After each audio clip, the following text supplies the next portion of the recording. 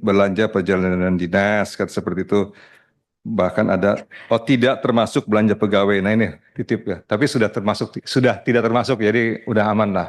Jangan sampai mengurangi semangat ya tantangan dari teman-teman pegawai di Kementerian Keuangan, karena tantangan penerimaan negara juga cukup menantang, pengelolaan keuangan negara cukup menantang ya Bu Menteri. Jadi tetap kesejahteraan pegawai harus tetap terjaga, tapi sini sudah tidak termasuk, saya senang sekali. Terima kasih. Mudah-mudahan bisa berjalan dengan baik, outcome dan target-target serta tupoksinya tetap terjaga dengan baik. Terima kasih. Terima kasih Pak Eki. Berikutnya dari Partai Amanat Nasional, silakan Ibu Andi Juliani Paris. Terima kasih pimpinan. Assalamualaikum warahmatullahi wabarakatuh. Yang saya hormati Bu Menteri dan Wakil Menteri, juga Pak Anggito. Selamat atas pengumumannya sebagai guru besar. Sayang kami nggak bisa hadir ya. sudah direncanakan. Jadi pertama stressing pointnya efisiensi. Berarti sebelumnya ada yang tidak efisien. Ya kan logikanya begitu.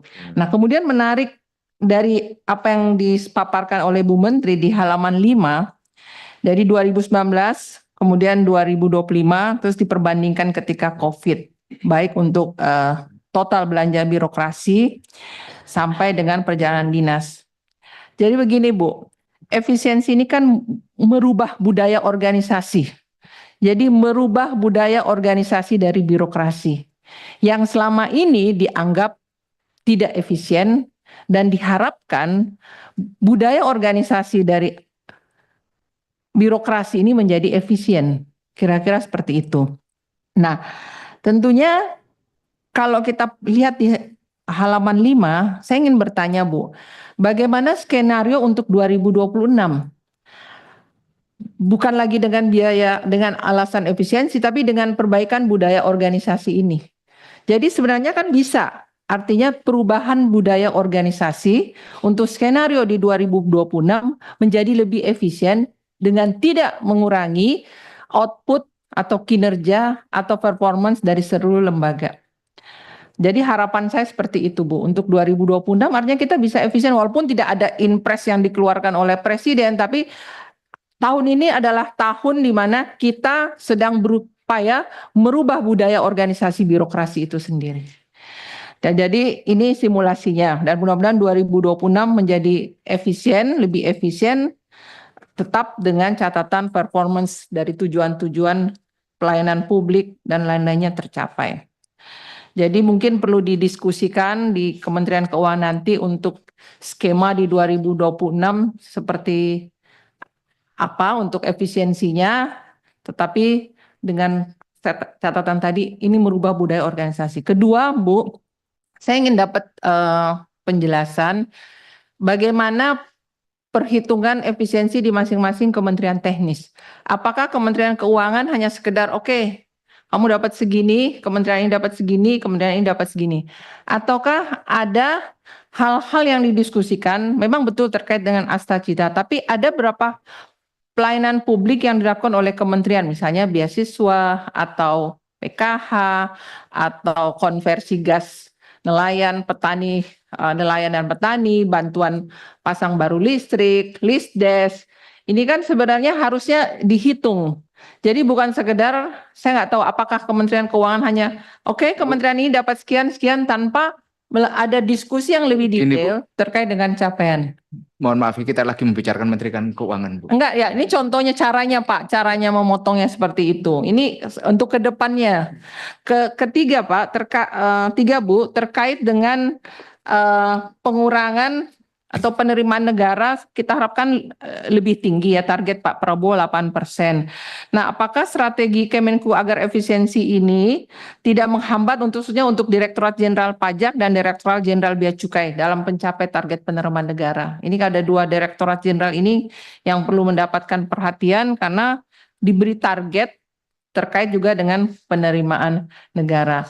Dan tentunya diharapkan pengurangan pegawai ini juga atau pembatasan perjalanan dinas di dua Direktorat Jenderal itu di Bea Cukai dan Pajak diharapkan tetap optimal. Nah, apakah dengan pengurangan ini menjadi kurang optimal atau ada skenario sehingga penerimaan tetap bisa optimal. Demikian, wabillahi taufiq wa hidayah. Wassalamualaikum warahmatullahi wabarakatuh. Waalaikumsalam warahmatullahi wabarakatuh. Silakan selanjutnya dari Partai Demokrat.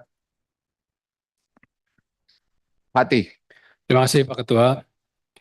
Yang saya hormati Ketua Komisi 11 beserta pimpinan dan seluruh anggota, Ibu Menteri Keuangan beserta jajaran, Bapak Wakil Menteri, Dirjen,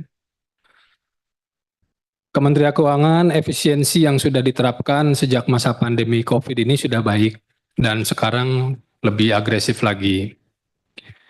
Secara angka, efisiensi yang diterangkan oleh Ibu tadi, belanja birokrasi 2,3 triliun versus 900 miliar ini luar biasa impresif. Namun jangan sampai menurunkan performance Kementerian Keuangan, Bu, khususnya dari sisi penerimaan negara. Dan kami harapkan ke depannya pengelolaan organisasi yang efisien ini bisa menjadi budaya baru yang baik, sehingga anggaran dapat dipergunakan bagi hal lain yang dapat berdampak langsung ke masyarakat. Partai Demokrat setuju terkait dengan efisiensi 8 triliun 991 miliar sekian yang dimohonkan oleh Kementerian Keuangan.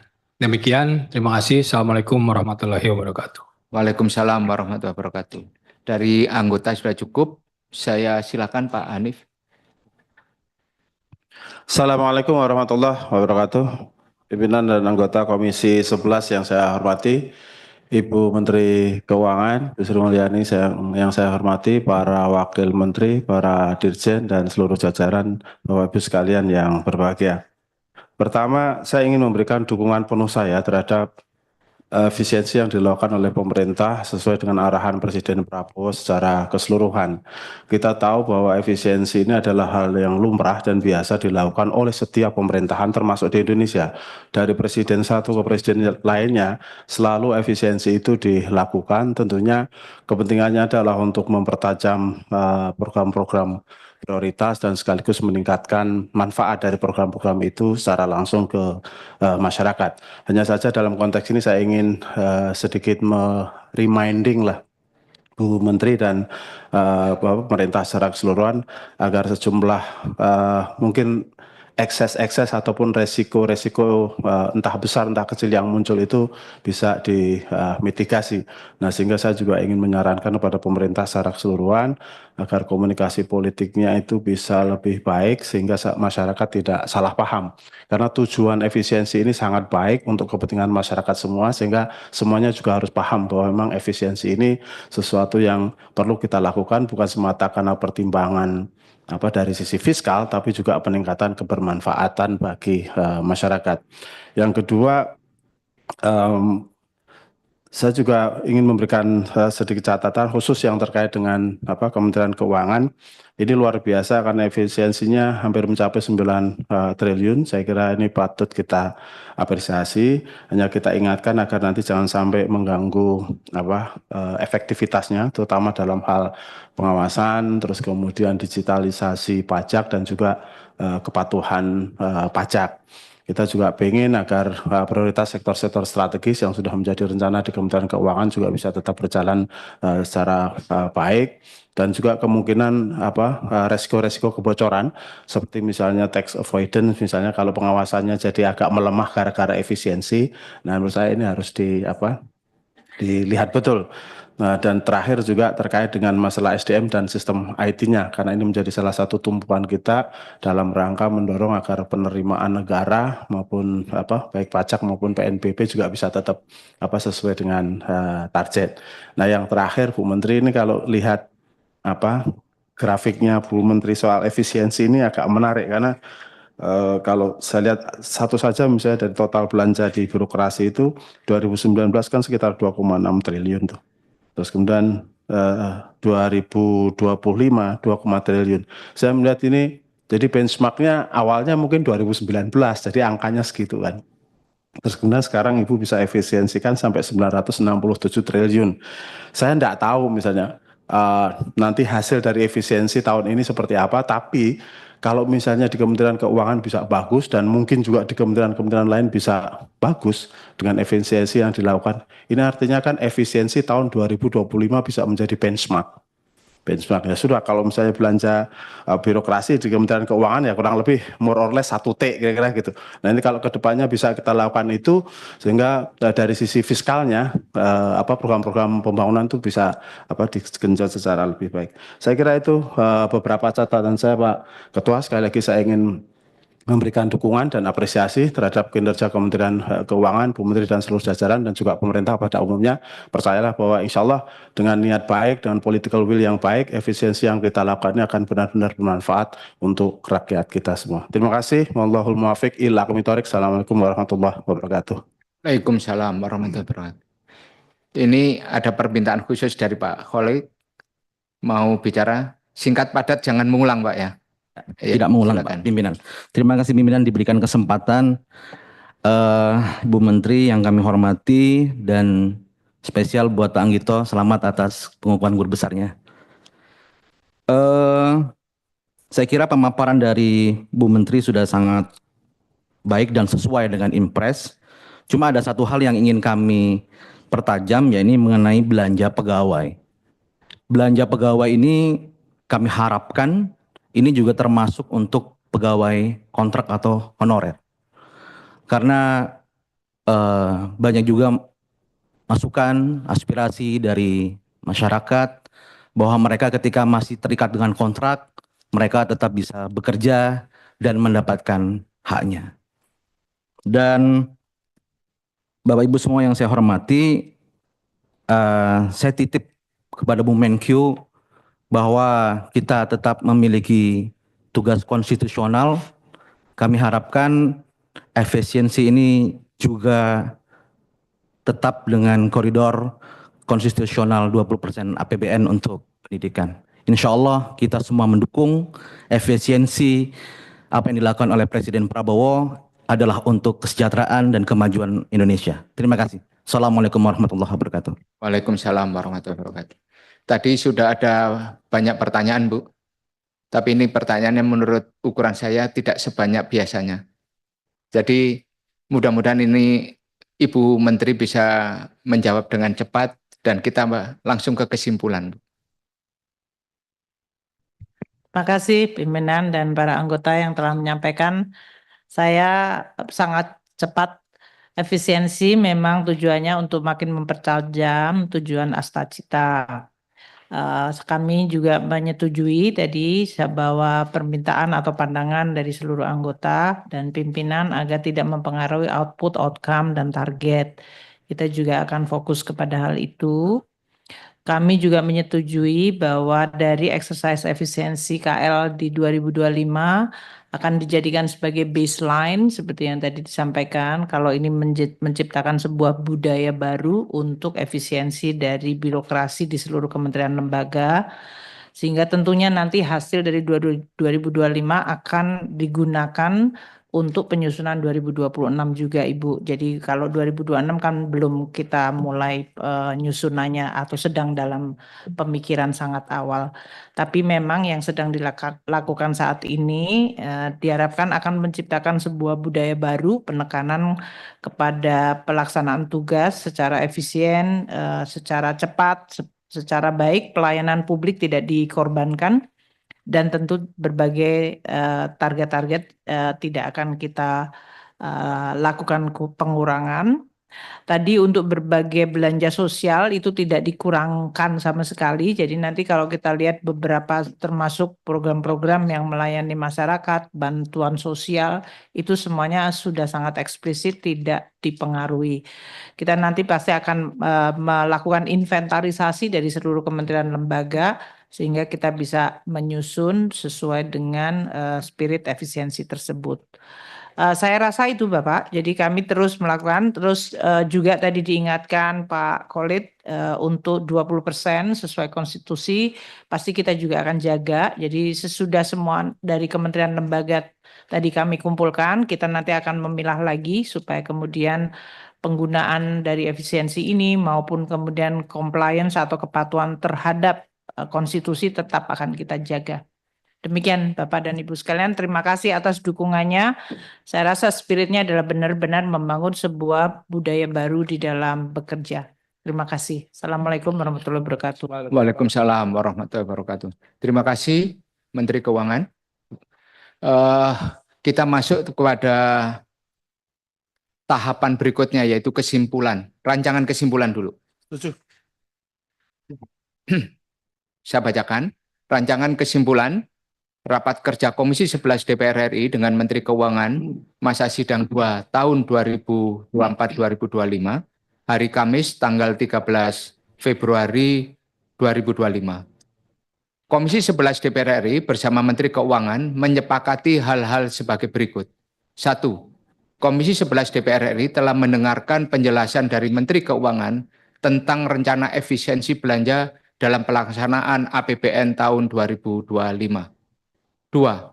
Komisi 11 DPR RI menyetujui efisiensi belanja Menteri Keuangan dalam APBN tahun anggaran 2025 sebesar 8.991.815.007.000 rupiah dengan rincian dalam box yaitu nomor urut, program, pagu, dan efisiensi serta alokasi setelah efisiensi dalam rupiah. Semua catatan ini menjadi bagian penting di dalam rapat ini yang tidak saya bacakan satu persatu, tetapi secara program itu menyangkut ada 5, yaitu kebijakan fiskal, kemudian pengelolaan penerimaan negara, 3, pengelolaan belanja negara, 4, pengelolaan perbendaharaan kekayaan negara dan risiko, 5, dukungan manajemen. Secara total, pagu awalnya adalah 53.389.273.000 dikurangi efisiensi yang tadi sudah disampaikan menjadi 44.574.576.000 rupiah. 3. Tujuan efisiensi anggaran Kementerian Keuangan tahun anggaran 2025 adalah untuk memperbaiki tata kelola dan tata kerja, sumber daya, tenaga, biaya, dan waktu sehingga menghindari pengeluaran yang tidak diperlukan dan mengoptimalkan hasil kerja. 4. Kementerian Keuangan dalam melakukan efisiensi anggaran telah mempertimbangkan dan memastikan bahwa efisiensi anggaran dilaksanakan dengan strategi dan mitigasi program tertentu sehingga tidak akan mengurangi kualitas pelayanan umum serta tetap dapat menjalankan target dan fungsi mandatori kelembagaan sesuai amanat peraturan perundang-undangan. 5. Menteri Keuangan akan memberikan jawaban tertulis atas pertanyaan dan tanggapan pimpinan dan anggota Komisi 11 DPR RI paling lama 7 hari kerja. Saya tawarkan kepada anggota dengan rancangan kesimpulan ini. Setuju? Setuju semua ya? Saya tawarkan kepada Ibu Menteri. Bagaimana Bu? Saya sih senang Pak kalau belanja Menteri Keuangan, tapi itu belanja Kementerian Keuangan Pak. Jadi poin 1 penjelasan dari Menteri Keuangan tentang rencana efisiensi belanja dari nomor 2 ya, Kementerian Keuangan. Ya itu saja Pak. Terus mungkin sedikit tadi yang efisiensi barang waktu dan mungkin barang milik negara juga Pak, karena kan kita efisiensinya termasuk space, tenaga, biaya, waktu, dan barang milik negara. Sumber daya itu termasuk barang milik negara. Barang milik negara dan barang milik negara. Karena tadi belanjanya Kementerian Keuangan, jadi jadinya barangnya milik negara, Pak. Iya, kalau enggak milik saya, Pak. Barang milik. Demikian, Bapak. Terima kasih, ini semuanya sesuai, Pak. Setuju, Bu ya? Setuju. Oke. Kita setujui kesimpulan rapat tadi. Bapak Ibu sekalian yang saya hormati, selesai sudah rapat kita membahas efisiensi Kementerian Keuangan di tahun anggaran 2025 sesuai dengan Inpres nomor 1 tahun 2025. Sebelum rapat saya tutup, silakan Bu Menteri untuk menyelesaikan kalimat penutup. Pimpinan dan Komisi 11, para anggota yang kami hormati, terima kasih atas dukungan terhadap langkah efisiensi yang kami lakukan sesuai dengan Inpres nomor 1 2025. Tentu dukungan dari Komisi 11 dan tentu tadi juga berbagai masukan serta berbagai permintaan agar Kementerian Keuangan tetap menjaga dan memonitor secara baik langkah-langkah ini akan menjadi bekal bagi kami untuk menjalankan efisiensi. Terima kasih pimpinan atas seluruh dukungan dan juga persetujuan atas rapat sore hari ini. Wassalamualaikum warahmatullahi wabarakatuh. Waalaikumsalam warahmatullahi wabarakatuh. Dengan mengucap syukur alhamdulillah dan permintaan maaf apabila ada kalimat dan perkataan yang kurang berkenan, saya akhiri rapat ini dengan ucapan alhamdulillahirabbil alamin.